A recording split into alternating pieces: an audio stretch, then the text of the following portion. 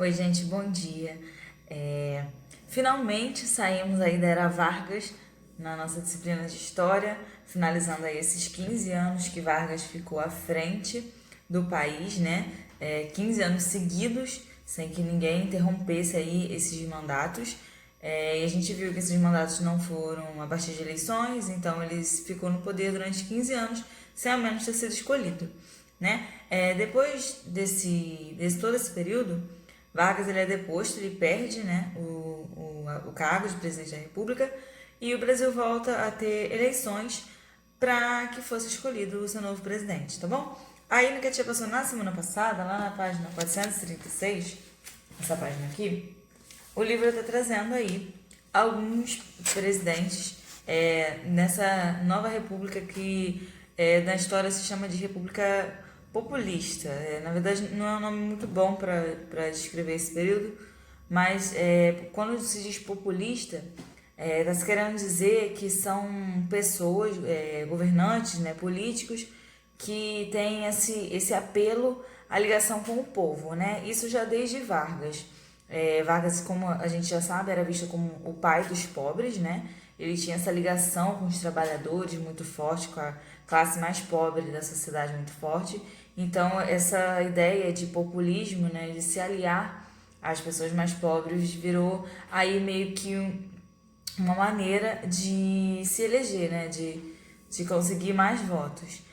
Então, esse período agora se chama República Populista, tá? Aí o livro vai trazer aqui alguns presidentes, acho que a gente não precisa ficar decorando nomes, né, mas é importante saber, então, se ainda não fizeram, façam a leitura. Aí cita primeiro Eurico Gaspar Dutra.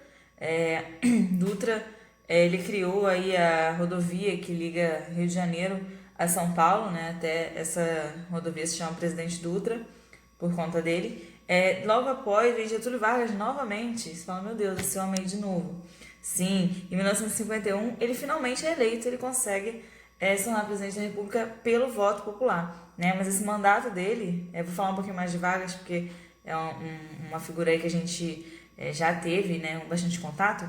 E é interessante como acaba esse mandato. Ele é eleito aí em 1951 pelo voto do povo. E esse mandato de Vargas não é tranquilo, nenhum dos mandatos deles é tranquilo, e ele já tinha uma oposição muito grande dentro do Congresso, né, por conta daquela via muito autoritária que ele tinha tomado no Estado Novo. Então, aconteceram algumas polêmicas, tem até um filme sobre a vida de Getúlio Vargas, é bastante conhecido no Brasil. Geram bastante polêmicas nesse mandato dele, mesmo sendo um mandato constitucional, porque ele foi eleito. Algumas brigas sérias assim com candidatos de oposição. E em um momento há um atentado, né, contra a vida de um dos seus maiores opositores, que é o jornalista Carlos Lacerda. E Vargas é aí indicado como o mandante, né, dessa situação que acontece com o Carlos Lacerda, que era aí o seu maior opositor. E então, com toda essa pressão que tinha sobre Vargas e sobre isso que tinha acontecido com o Carlos Lacerda, Vargas escreve uma carta de suicídio explicando várias coisas que tinham acontecido, né, desde os seus primeiros anos de mandato e tal.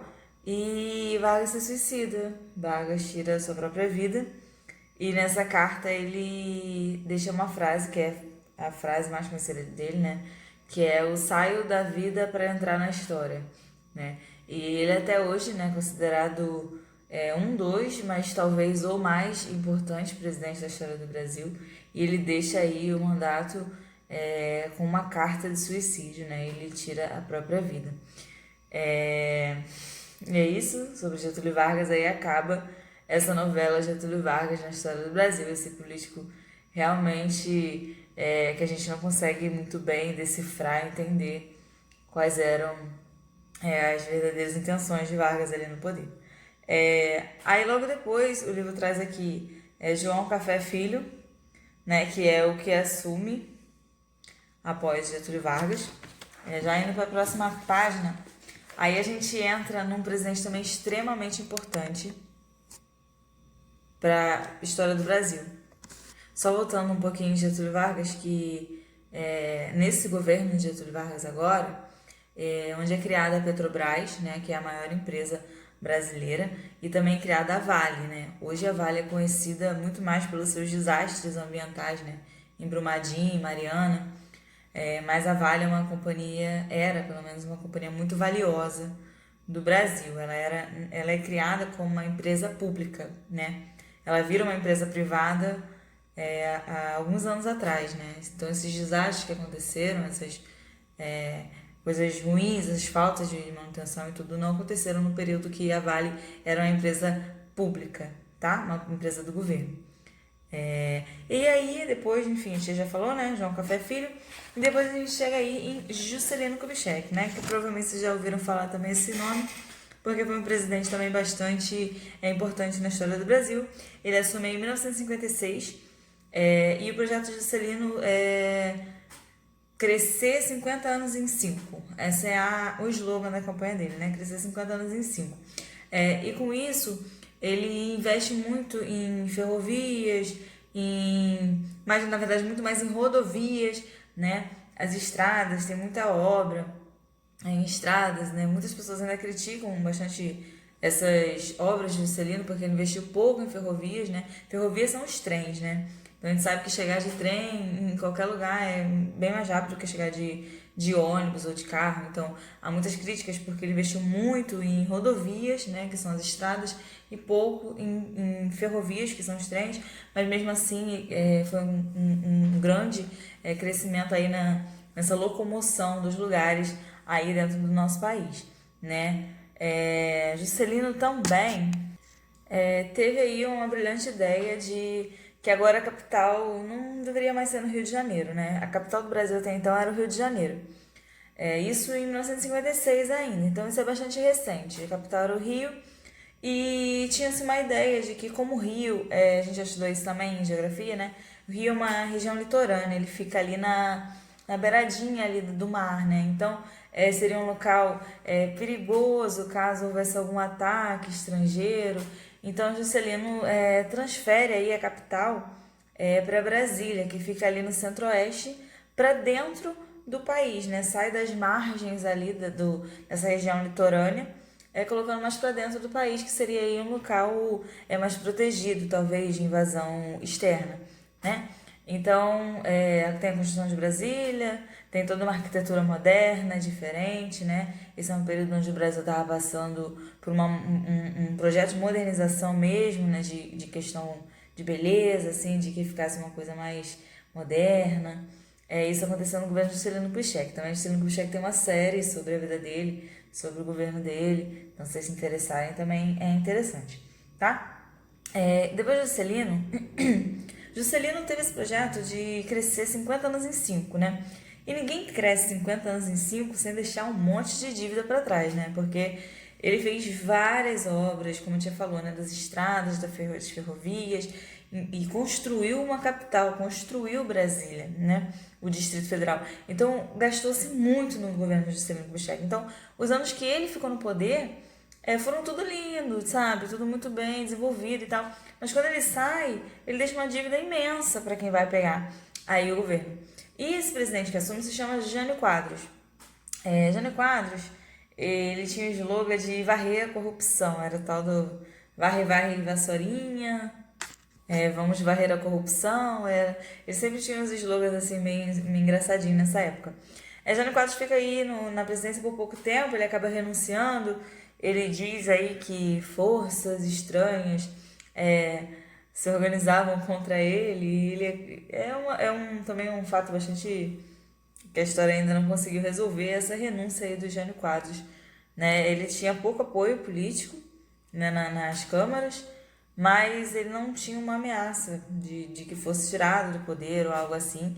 E ainda assim ele renuncia com essa desculpa de que forças estranhas atuavam contra ele. Ele renuncia e quem assume é o vice, né? Quando o presidente ele pede para sair do cargo, ele é impeachmentado, né? Ele precisa sair do cargo, quem assume é sempre o vice-presidente, tá? Por isso que na hora de votar a gente tem que olhar quem é o vice daquele candidato, porque se algo acontecer ele assume o poder no lugar do presidente, né? Do ex no caso. Aí quem assume o presidente João Goulart, que aí o livro tá falando um pouquinho mais. João Goulart, ele era um presidente um pouco mais à esquerda, né? Ele era um presidente um pouco mais de esquerda do que esses outros que tinham chegado à presidência até agora.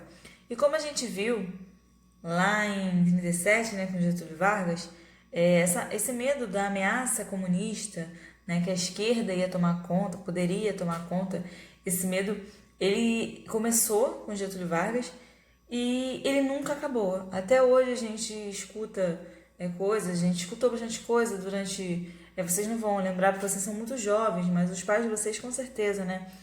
Que o governo do PT é um governo comunista e coisas assim. Porque esse susto do plano Corren no governo de Vargas, né, que gerou o golpe do Estado Novo, isso gerou um medo muito grande na população de que esse golpe do comunismo realmente fosse acontecer. Então esse fantasma aí do comunismo, ele continua na nossa sociedade até hoje. Mas ali naquele momento, quando o João Goulart assume a presidência, esse medo estava muito mais vivo. Então, por ele ser uma pessoa mais à esquerda do que os governantes anteriores, esse medo do comunismo ficou mais evidente, ficou mais forte. E, assim, ele foi deposto pelos militares, né, por ter ideias assim diferentes, né, do que vinha sido o padrão de governo até então. Ele é deposto pelos militares e, nesse momento, se inicia a ditadura militar, que é um dos períodos aí mais sombrios, assim, mais tristes e violentos da história do Brasil, né? E vindo de um país onde a gente já teve escravidão, né? Dizer que esse é um período muito triste e violento é algo bastante pesado, né? Então a gente já viu lá na Era Vargas, que é considerada também a parte do Estado Novo uma ditadura, a gente já viu inícios em uma ditadura mais branda, né? Como a gente já falou. Não houve morte, não houve perseguição, né? Houve apenas prisão e afastamento, né? Afastamento do Congresso, prisão da oposição e tudo.